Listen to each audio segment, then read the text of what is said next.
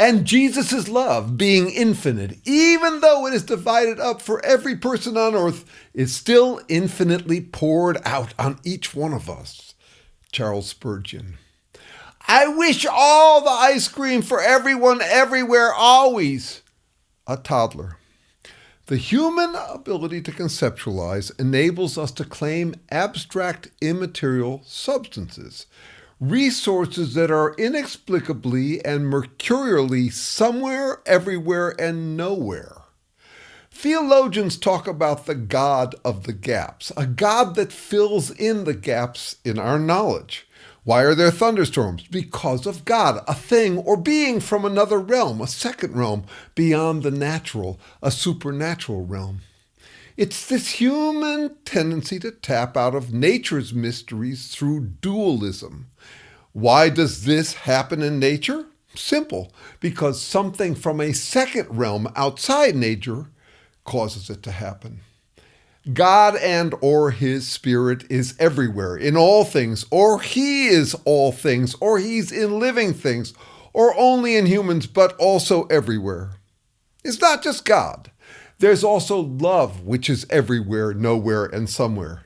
See if you can hear the slippery power of love in this illustration.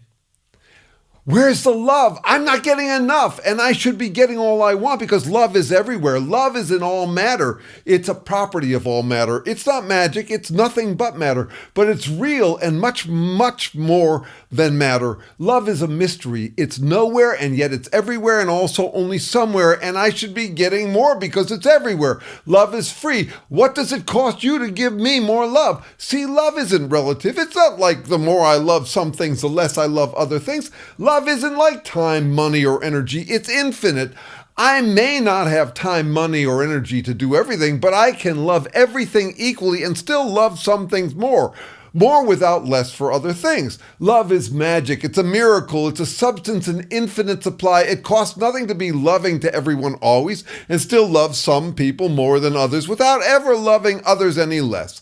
So it shouldn't bother you if you don't get enough love from me. You get infinite love from me. Everyone is always loved because love is infinite. Stop trying to keep track. Stop keeping tabs and doing love accounting. That's your scarcity mentality. Love isn't like that. It's always somewhere, everywhere, and nowhere. It's like God's love, infinite. It's like Santa granting all wishes to all children everywhere, all at once on Christmas. We have many such abstract dualistic causes of unexplained natural effects, even in science, indeed since the beginning of recorded thought. Socrates assumed that there was a second ideal realm. What explained justice, friendship, or virtue? The obvious answer was that there's some second realm where they exist in perfect form that somehow radiates out to create rough approximations in nature. He got the idea from Pythagoras, who imagined the ideal triangle when coming up with his theorem. Pythagoras said that all is math. There it is again, another dualistic abstraction to fill the gap. Math is this always, already, everywhere assumed substance that many today hold as the metaphysical grounding for everything.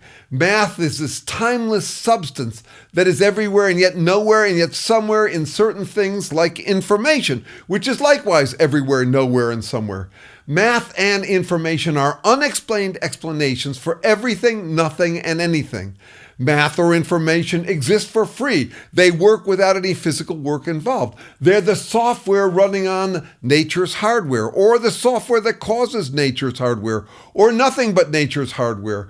Math is somewhere, everywhere, and nowhere. We come by such dualism naturally. Language, and therefore the ability to imagine any abstraction, enables us to tap out of any conundrum with some second realm beyond nature explanation. Why is there life? Because there's information everywhere. The software running on nature's hardware, which is actually just hardware, nothing added except information is added, but only in special information-bearing molecules like DNA, which explains life. Do you hear the hand waving? The way information becomes this assumed, abstract, unexplained explanation. That's scientists using the abstract confirmation of information the way the religious use the abstract concept of God's will. or the way romantics use the abstract concept of love, like I just demonstrated, or the way Plato used the abstract concept of ideal friendship. It comes naturally to us, but it's still a brain fart, a bubble of hot air we cozy up into as our comfort zone. It's a wild card, trump card way of avoiding having to struggle with a mystery. Unsolved mysteries make us uncomfortable. We have three main ways to avoid them. Deny that it's a mystery, there's nothing to explain. Claim we've solved it with a mysterious substance like God's love, or declare it unsolvable. Hey, who knows? God works in mysterious ways. And again, it's not just God. We see the same three side steps in biophilosophy. What explains life? How does mattering emerge within nothing but matter? One answer is there's no mystery. Mattering doesn't emerge from matter because there's no such thing as mattering. You're nothing but matter. This approach is called material eliminativism. It's popular. Determinists promote this argument. Use your free will to choose determinism. Or, mystery solved. Mattering was always already everywhere. Mattering came first. This approach is called panpsychism. Whether you're religious and call it God's will, spiritual and call it cosmic energy, or scientific and call it quantum information, it assumes a solution from a separate domain beyond nature. Or call the mystery unsolvable. It's beyond us to know. This approach is called Mysterianism. It's the shrug you get when the religious say God works in mysterious ways. Or from scientists who insist on what's called strong emergence, emergence defined as an inexplicable transformation. Mind you, I believe that friendship, information, mattering, and emergence are real. I believe they demand an explanation and that the burden is on science to provide it.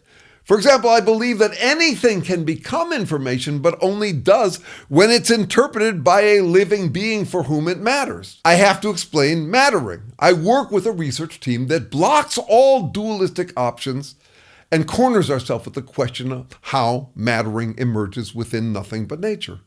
We have a strictly natural explanation too, one that explains how organisms struggling for their own existence, because it matters to them, could ever emerge within nothing but physical chemistry, which just goes with the flow, not struggling to do anything.